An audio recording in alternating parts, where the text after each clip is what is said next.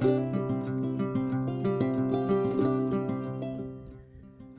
have been looking for a little plow to hook up to my tractor, but gosh, those things are really expensive. So I saw this, and I've heard good things about it. It's called a Groundhog Max, and I got this up on these lifts so that I can get this adjusted for the right depth for my machine. So yeah, you can adjust it right here with these little holes and a pin. So I'm gonna see if I can get that on there and figure out the right depth and see how it works out here, because I have got a lot of knapweed and tansy getting ready to come up, and I want to plant something that will put nitrogen back in the ground, like clover. So yeah, some sort of ground cover, and that's what I'm working on today. We'll see how it goes.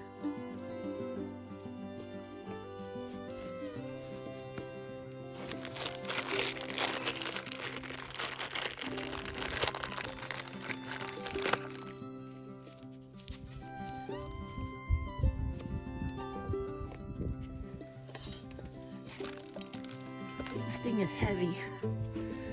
That'll be the hardest part for me. Probably need to put it up on a piece of wood or something. We'll see. Yep, definitely gonna have to do that. Oh gosh, I have no idea how high that needs to go in there. Okay, I'm coming back with some wood. So I understand that it's really important to have these blades going the right direction. You can make it so it doesn't work very well if you've got it the other way, but honestly I can't really see a difference. So yeah, there's a little red tag down here telling you which way to face these, but when that's worn off, I'm probably gonna need to engrave an arrow on here somewhere, because I wish they would have done that. They should have put that into their design. So it'd be nice to have an extra person to hold this in the right position so I could get that pin in there, but since I don't, I will keep working on it. And so something I noticed, if you're into frequency and music and tones, these things have got really nice tones. You hear that resonance?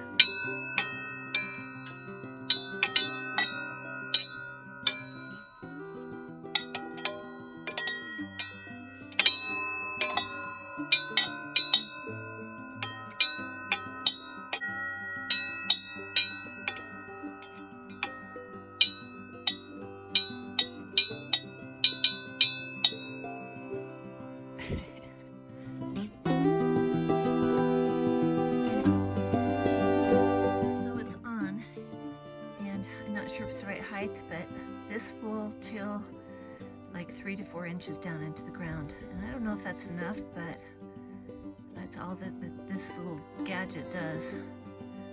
So it says to plow in circles or figure eights.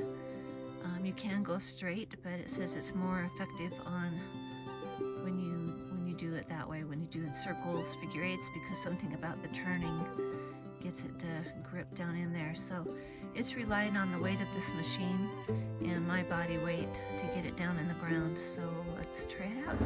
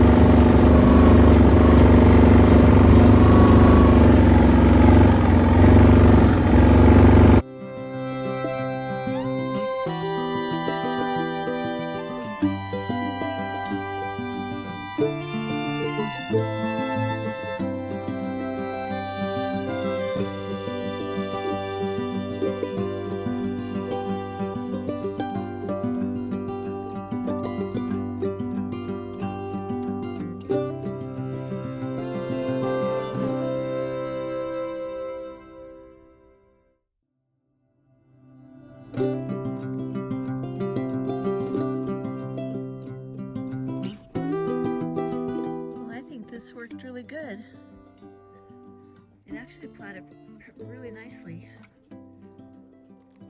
It's kind of fun. So hopefully I can kill off that knapweed, and wherever I can't kill it off, or where it's thick, I'm gonna put some black plastic down it to see if I can't bake it. That way I'm not using chemicals, which I never do, but I have been fighting that knapweed for years, so I'm ready to be done with that and get something pretty growing in here. And that's my project this year. I really want to get that greenhouse fixed up.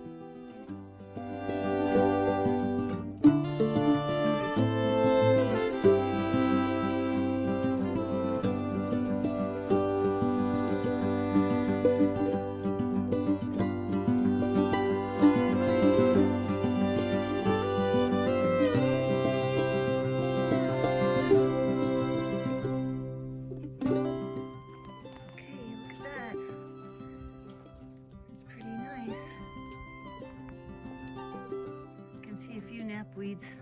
There those little monsters are. I still have to pull some of them out by the root, because their roots, these taproots are. That's a little one and it's really long. Look at that. Those things have just been seeded from the sky or something. They're just so horrible. They take over everything. They put niacin in the ground and they kill everything around it. So if you see one of those growing, hurry and get rid of it before it spreads.